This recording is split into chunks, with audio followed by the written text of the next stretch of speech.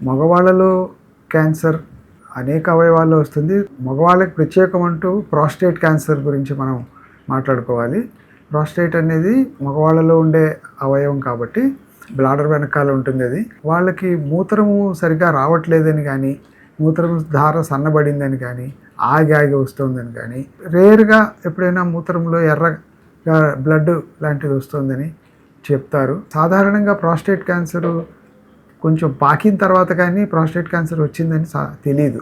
మామూలుగా వేరే పరీక్షలు ఏమైనా చేసుకుంటూ ఉంటే ప్రాస్టేట్ క్యాన్సర్ బయటపడడం జరుగుతూ ఉంటుంది. సో బోన్స్కి అది పాకడం చాలా పరిపాటి.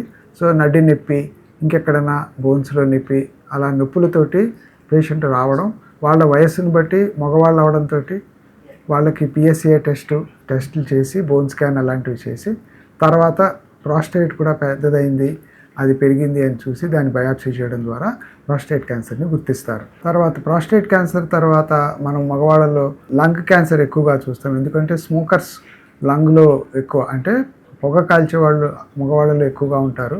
కాబట్టి మగవాళ్ళలో ఎక్కువగా లంగ్ క్యాన్సర్ వచ్చే అవకాశం ఉంటుంది. ఆడవాళ్ళలో కూడా వస్తుంది లంగ్ క్యాన్సర్, కాదని కాదు.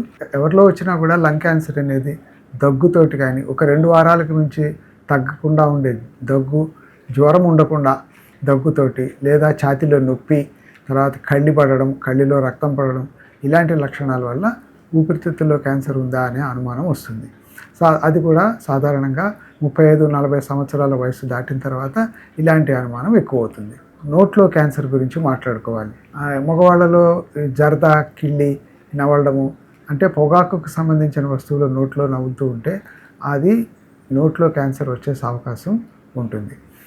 వాళ్ళకి నోట్లో ఒక గడ్డ కింద రావడం, నాలుక మీద గడ్డ కింద రావడం, మింగుతూ ఉంటే, ఆహారం తింటూ ఉంటే నొప్పి కలగడం, చేతికి తగలడం, పంటి కింద పడి నలుగుతూ ఉండడం, దానివల్ల డాక్టర్ దగ్గరికి రావడం.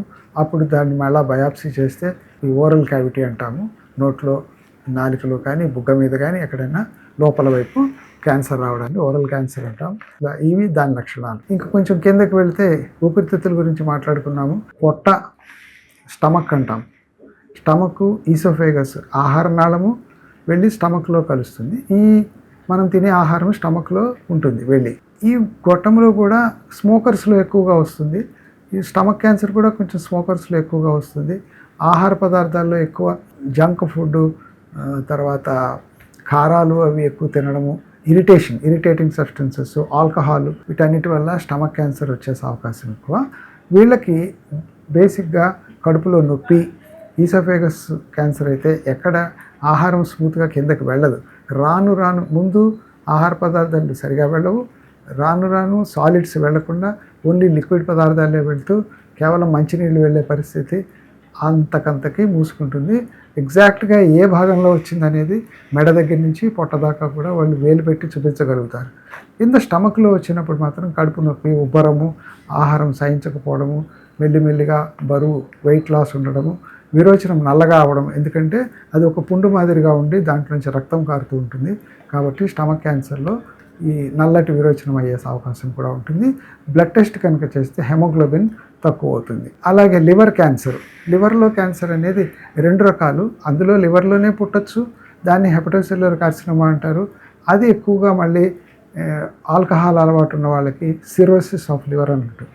సిరోసిస్ అంటే లివర్ దెబ్బతినింది, తాగి లివర్ పాడు చేసుకున్నాడు అంటాం మనం, దాన్ని సిరోసిస్ అంటారు. ఆ సిరోసిస్ ఉన్న వాళ్ళకి ఈ లివర్ క్యాన్సర్ వచ్చే అవకాశం ఎక్కువ. వీళ్ళకు కూడా ఆకలి తగ్గిపోవడం, తర్వాత ఇంకా కొంచెం అడ్వాన్స్డ్ స్టేజ్లో అయితే పొట్టలో నీరు రావడం, కాళ్ళు చేతులు వాపులు రావడము, ఇలాంటి వాటి వల్ల లివర్ క్యాన్సర్ బయటపడుతుంది. లివర్లో ఇలా కాకుండా వేరే అవయవాల నుంచి, అంటే స్టమక్ నుంచి కానీ, పెద్ద పేగుల నుంచి కానీ, అక్కడి నుంచి పుట్టిన కంతులు కూడా పాకడానికి అవకాశం ఉంటుంది. అలా వచ్చినప్పుడు లివర్ పెరగడము, కడుపులో నొప్పి, ఆకలి లేకపోవడము, ఆ రకంగా ఆ క్యాన్సర్ లివర్లో ఉండే సెకండరీస్ లివర్ క్యాన్సర్ అంటారు, అది బయటపడుతుంది. ప్రాస్టేట్ క్యాన్సర్ గురించి మనం మాట్లాడుకున్నాము. ఇవి మగవాళ్ళలో సాధారణంగా వచ్చే క్యాన్సర్లు. అకేషనల్గా బ్రెస్ట్ క్యాన్సర్ కూడా వస్తుంది, మేల్ బ్రెస్ట్ క్యాన్సర్ అంటారు. అప్పుడు వాళ్ళకి ఏంటంటే కంతి కనపడుతుంది, చేతికి తగులుతుంది, దానివల్ల వాళ్ళు డాక్టర్ గారి దగ్గరికి రావడం, బయాప్సీ చేయడం, బ్రెస్ట్ క్యాన్సర్ కూడా బయటపడడం జరుగుతూ ఉంటుంది. ఇవి మగవాళ్ళలో సాధారణంగా ఉండే క్యాన్సర్ల లక్షణాలు. వీటన్నిటిలో కనుక మనం చూస్తే ఎక్కువగా స్మోకింగు, ఆల్కహాలు ఈ రెండు మనకి ఆల్రెడీ మన డిస్కషన్లోకి వచ్చాయి. స్మోకింగ్ చేసే వాళ్ళకి ఊపిరితిత్తుల్లో వస్తుందని మనందరం అనుకుంటాము. ఊపిరితిత్తుల్లో వస్తుంది. ఓరల్ క్యావిటీ అంటే నోట్లో, నాలుకలో, ఈసోఫేగస్లో, స్టమక్లో, ఎక్కడంటే అక్కడ క్యాన్సర్ వచ్చేసే అవకాశం, బ్లాడర్ క్యాన్సర్ అలా అన్ని చోట్ల. సో మనము స్మోకింగ్ చేయడం అనేది మంచిది కాదు. అలాగే ఆహారం సరిగా లేక జంక్ ఫుడ్ కానీ, కారం పదార్థాలతో కానీ, స్టమక్లో ఇరిటేషన్ చేసే పదార్థాలు, ఆల్కహాల్ వీటన్నిటి వల్ల కూడా క్యాన్సర్లు వస్తాయి. కాబట్టి లైఫ్ స్టైల్ అనేది చాలా ముఖ్యము. డిసిప్లిన్డ్గా సమయానికి సరైన ఆహారము తీసుకున్నందువల్ల, ఈ స్మోకింగ్ లాంటి హ్యాబిట్స్ వదిలేసినందువల్ల మనకి మనం ఎంతో మేలు చేసుకుంటాము. తినే ఆహార పదార్థాల్లో కొంచెం విటమిన్స్, సి విటమిన్ అవి ఉండేలాగా పళ్ళు, తర్వాత గ్రీన్ వెజిటబుల్స్ అని, ఆకుకూరలు, కాయగూరలు ఇవన్నీ తినడం వల్ల కూడా మనని మనం రక్షించుకున్న వాళ్ళం అవుతాం.